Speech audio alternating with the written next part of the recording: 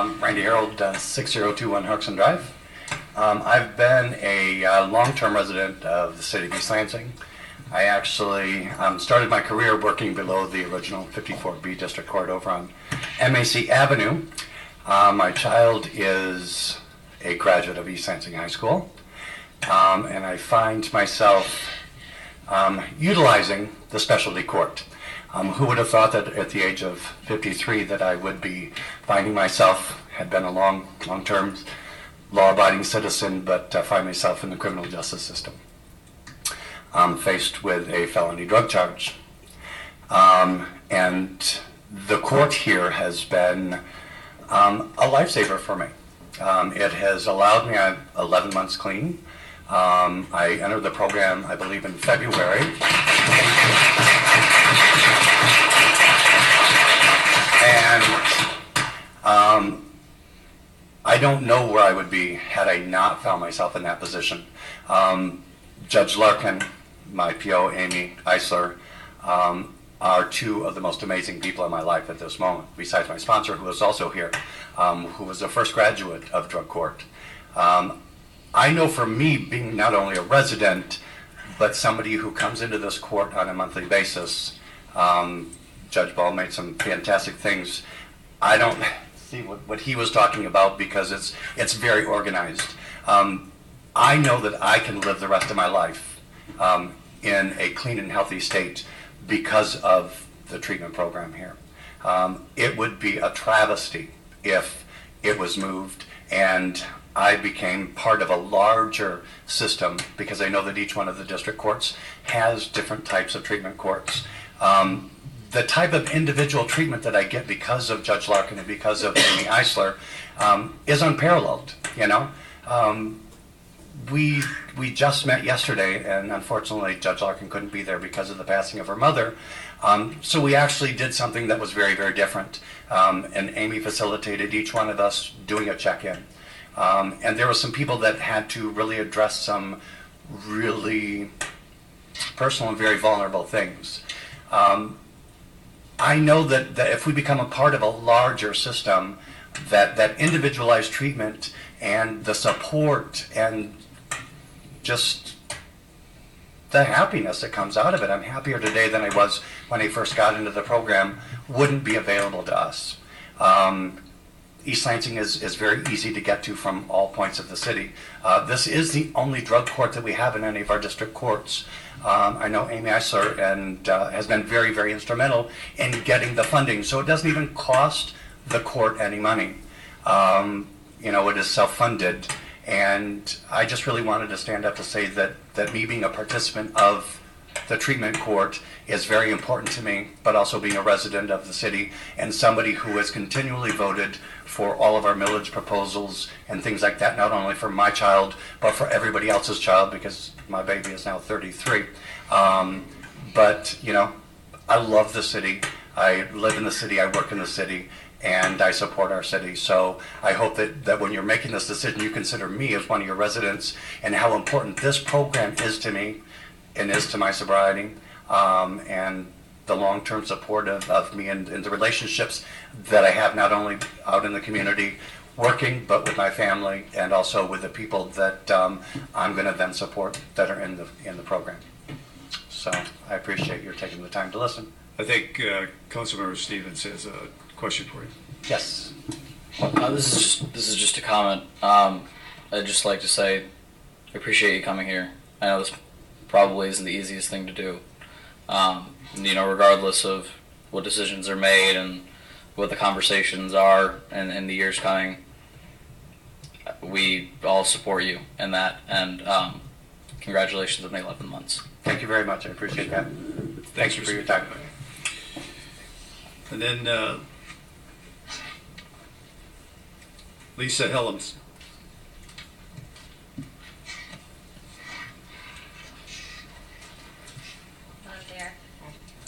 I'm not a resident of East Lansing, but I'm pretty comfortable in this courtroom, and I appreciate you listening to what I have to say. It's okay. Our daughter Devin was the third graduate of the East Lansing Drug Program, and she cannot attend tonight because she is driving home from her last class at Grand Valley, finishing up her bachelor's degree. She will walk. Yay!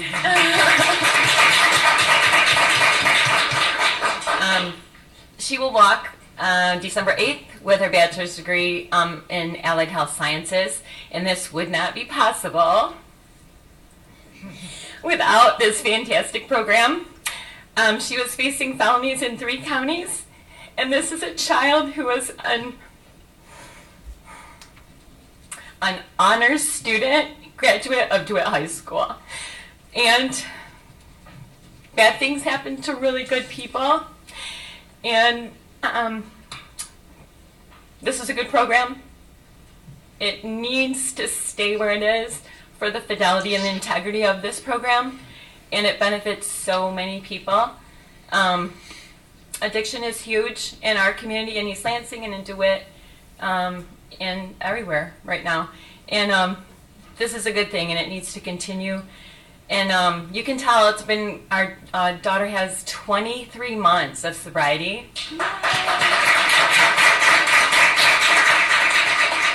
As a mom, my heart is whole. Our life is whole again. And I give the East Lansing Drug Court all that credit, in addition to our daughter's diligence every day to be sober and live a happy life. And I thank you. Thank you.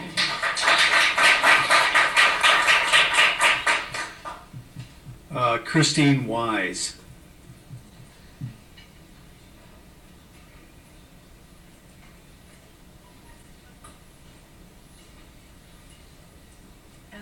Can somebody just pull that down? Thanks. Thanks, Alice.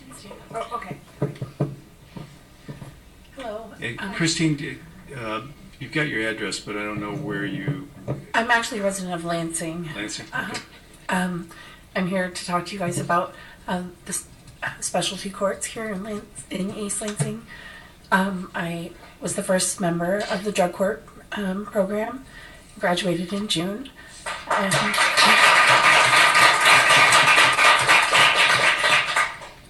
And I'm about to celebrate 2 years clean.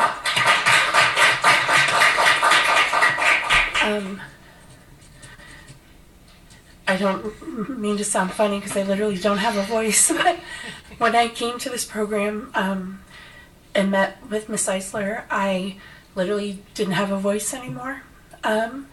It was life or death for me. And that's all I knew how to do, was to continue dying. And there was no reality of what an option to live was.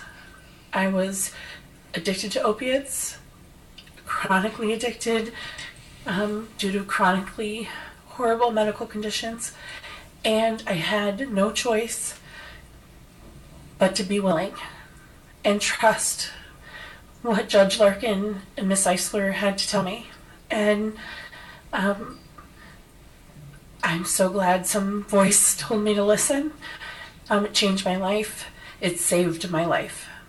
And it saved my life because they were able to know me and my personal story, the ins and outs and intricacies of my life, of my medical circumstances.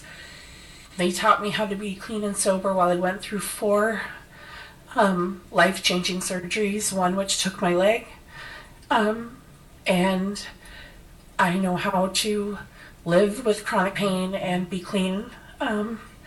And I could not have done that in a program with this large cookie cutter kind of system. I can call them my family because of how much they knew me and the family they gave me through that program. To know that I'm not speaking for myself anymore. I'm done with this program officially. And I know participants that are going through it right now will have the opportunity to complete it. I'm speaking for the ones that haven't had the chance yet, because those are the lives that need to continue to have the opportunity to live. I know it's buzzword to say opioid epidemic right now, but it's a reality. I mean, these participants aren't what you might think of when you hear the word addict. I mean, they're mothers and business owners, healthcare professionals, and all walks of life. Addiction does not discriminate. And we're able to celebrate each and every day together because of the family that this particular program, different from any other that I've come across, heard about, walking through the community in recovery now. I'm exposed to a lot of them, and there's no other one like this one. And to close these doors would be devastating to myself and to so many others, other families and other mothers who could walk up here and say, "You guys saved my child's life." So I just hope that you would consider that, not risking that opportunity for anybody else. Thank you for letting me share. Thank you for sharing with us. Let me note that there's been no discussion of elimination of the drug court. In fact, we have talked specifically about preserving our specialty courts. So if that doesn't happen or isn't happening, that's another one of the marks against us consolidating with any other court. There's another element here, night court, which hasn't been discussed, which only is offered here, as I recall. And that's another thing that is an essential element of any kind of thing that we would have going forward. So there's been no decisions on this. I just want to make that clear. Joy Stonehouse. I would like to give my spot to Bill Pavone. You can give, Phil can talk on his own, you know, you don't have to give a spot. You get to talk and him, so. I thought it started at 8:15, someone gave you wrong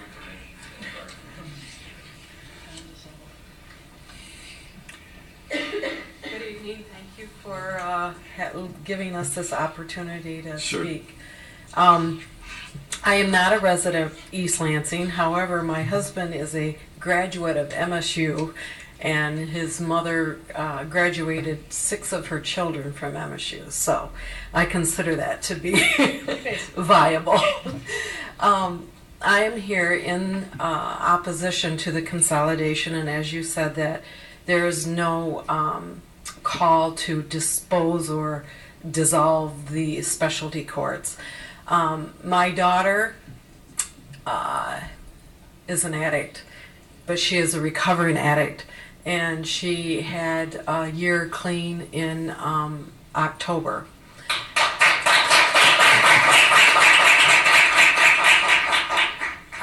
When I was reaching out trying to find help for my daughter, I was put in contact with Phil Pavona. And he said, I told him my situation, I said, this is what we're dealing with. And he said, she may be a good candidate for the new drug court in East Lansing. And she was able to, we were able to work it out that she was able to be transferred here. And I saw a light at the end of the tunnel, a very long tunnel. And so I am here to support Amy Eisler and Judge Larkin for the work that they have done. And for my daughter's work.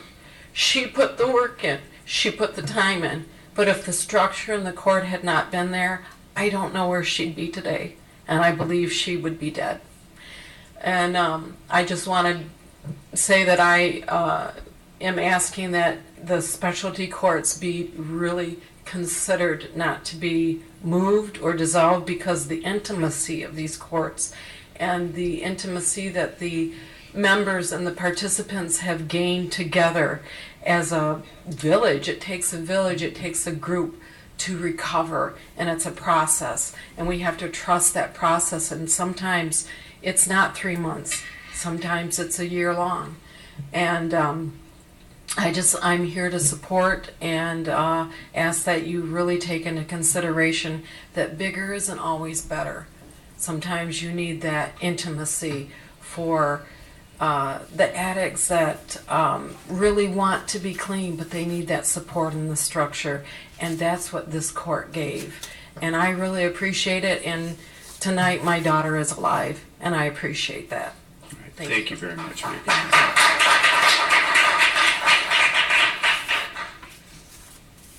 Phil.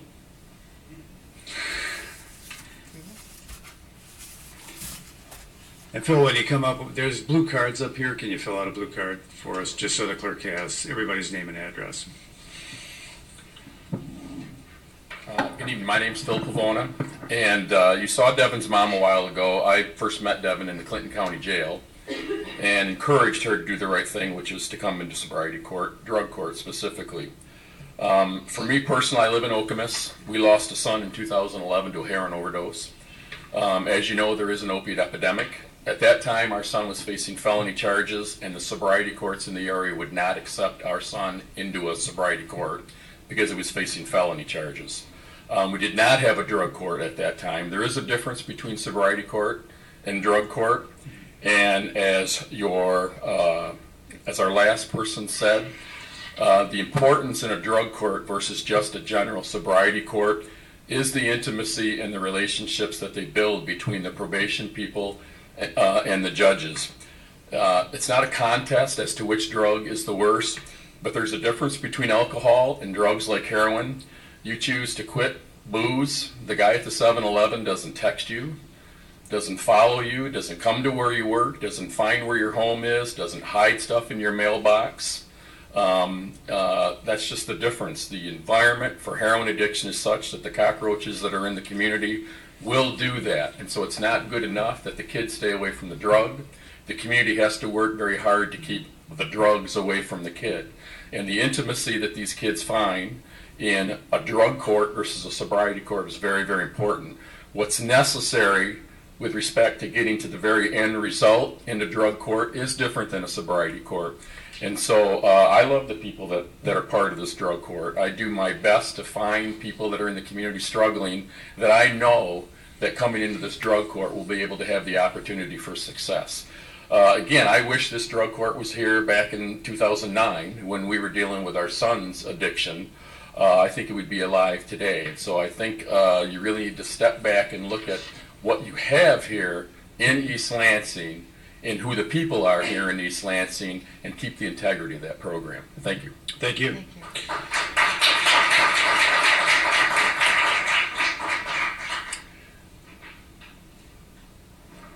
Okay, if anybody else wishes to address council, now's the time.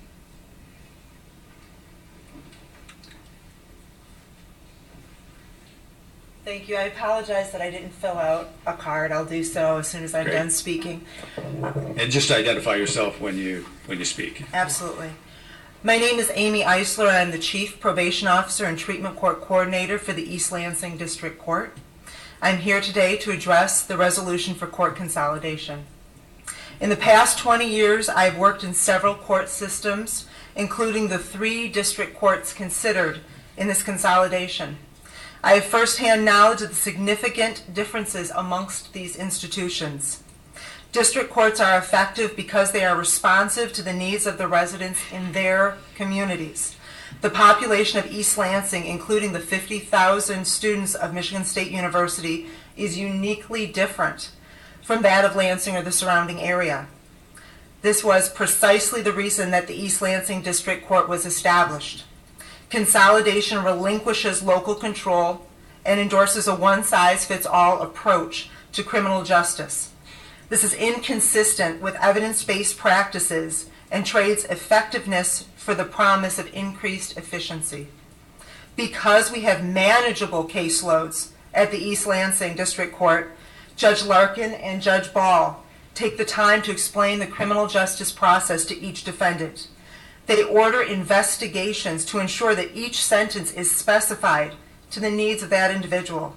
They are invested in utilizing court resources to reduce recidivism and promote recovery. Within the last 8 years, the East Lansing District Court has responded to critical needs in our community by founding 3 treatment courts: the Ingham County Veterans Treatment Court, the 54B District Court Sobriety Court, and the 54B District Court Drug Court. This has been accomplished without adding any additional personnel or cost to the citizens of East Lansing. After 2 decades in criminal justice, I have never known a court more dedicated to serving the public. I am not fearful of the unknown. I have worked in 54A and 55th District courts. I have worked in high-volume courts. I have managed a caseload of over 200 probationers. I am fearful of losing the responsive, effective, compassionate District Court of East Lansing. This court has managed to accomplish the ideal, a fiscally responsible local court committed to the well-being of the community in which it serves. It is important that you understand what you're gambling away, what decisions you're making on behalf of the residents of East Lansing, on behalf of the students of Michigan State University, and on behalf of the most vulnerable in our community. Having worked in all 3 district courts in Ingham County, I can say with absolute certainty that a consolidated court will come at a tremendous cost to this community. I appeal to your sense of duty, your sense of reason, and your sense of compassion. Do not move forward with this consolidation. Thank you. So are you arguing that we should not engage in these discussions with the county and the other courts? I fail to see the purpose in doing so with what has been presented already and what has been explained to me thus far. That's Okay. my position. Thank you.